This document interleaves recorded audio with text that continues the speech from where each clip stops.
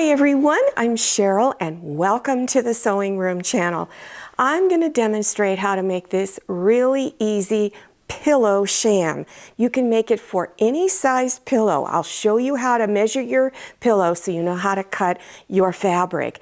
There are one piece on the front. I put cotton batting on it, did some pretty quilting stitches, and then there's two pieces of fabric on the back. Okay, let's get started. Now, if you're not sure what size your pillow is, you're not sure if it's a queen standard or a king, I'll show you in a moment how to measure it. But if you've already got an existing pillow sham, you can always measure the pieces on that, and then that's what you can use to cut out your fabrics. But let me show you how to measure. It's really simple. Take a tape measure, and you're going to measure from the middle of the side seam down here. And then you're going to pull the tape measure across and go to the middle of the side seam on the other side. And that is the width of the pillow, and you're going to add 1 inch to that measurement. The reason why you add 1 inch is you need some extra fabric in there to be used in your seams, because we're going to be using a 1/2 inch wide seam. Then go ahead and measure, going across the pillow, measure from the middle of the side all the way across to the middle of the other side. And then of course add 1 inch to that measurement. The largest piece of fabric that you'll cut is the one for the very front. Now you have an option of putting some interfacing or cotton batting or even fusible fleece on the back of that fabric. You don't need to do it on the pieces for the back. I chose cotton batting. That doesn't mean that's what you have to use. If you're going to use cotton batting, you need to do some quilting stitches. And you can see I used just a very basic serpentine stitch, and I did it on a diagonal. I went from corner to corner. You could also just do straight lines of stitching. It doesn't need to be curvy. So you could go straight across about 3 inches apart and then go across the other way about 3 inches apart. Or if you want to use the fusible interfacing or fusible fleece, before you begin sewing anything, you want to make sure you fuse it on the back side and follow package instructions for fusing it on. On the back of the sham, you have two pieces of fabric. If it's a king size pillow sham you're making, one piece is going to be a lot smaller than the other. If you're doing the standard queen size pillow, then of course your pieces are the same size. So to finish off the edge where the pieces overlap each other, you want to fold and press. So you're going to fold it over 1/4 inch and press it all the way across. Then fold it again 1/4 inch and press it all the way across.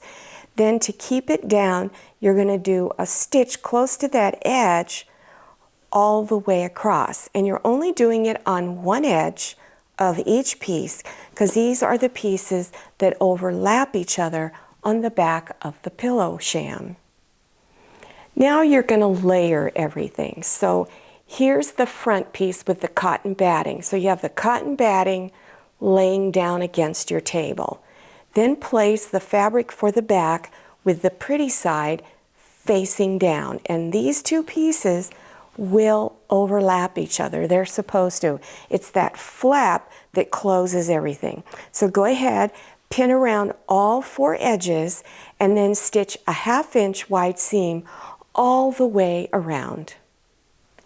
Now we need to trim some of the fabric off the corner, and this helps to relieve the bulk. Otherwise, if you leave all this here, it's going to be really fat and thick and not going to lay down very nice. So I go across at an angle like this, and then also, whoops, let me get that off, then go across this way, and then this way. And again, you do it at all 4 corners. Once you're done with that, you're going to open it up and turn it front side out. Now reach inside the pillow sham and begin to poke your corners out. So go ahead and insert your pillow in and then take this flap and bring it over or under. And here it is, it's all done. These only take a few minutes to make. They're really simple. Now here is another pillow sham that I have a tutorial on. And on this one, there's two different fabrics on the front and a little bit of lace trim, which is optional. And then there's a third fabric on the back. So you go through your scrap pile, find fabrics that coordinate well together. Now you might also want to make new pillowcases to coordinate with the pillow sham. So I have several tutorials on making pillowcases. They're really easy, very fast to make. You can make them using character fabric like this if you're making one for a child. Here's one here that has kind of a southwest feel to it. This is really pretty, very crisp and clean looking. Here's another one, look great in a little girl's room.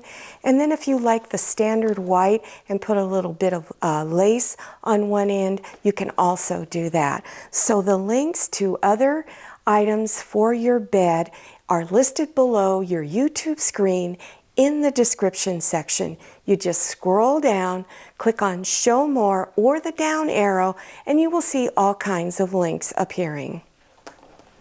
Well, I hope you enjoyed this tutorial and that you learned something new. These pillow shams are going to be used in my bedroom. I'm in the process of making a bed quilt. It's almost done, not quite done yet. So these are going to be going with it. As soon as I have finished everything, I'm going to show it to you in one of my upcoming tutorials. Now, don't forget to follow me on Instagram and check out my Facebook page. Thank you so much for watching. I'll see you next time, and happy sewing. If you like the Sewing Room channel, one of the best ways to show your support is to subscribe by clicking on that red subscribe button and give this video a thumbs up. And don't forget to click on share to share this video with your friends. And make sure you click on the bell so you receive notifications for all my new videos. I'm Cheryl, this is Manny, and this is Scotty. See you next time.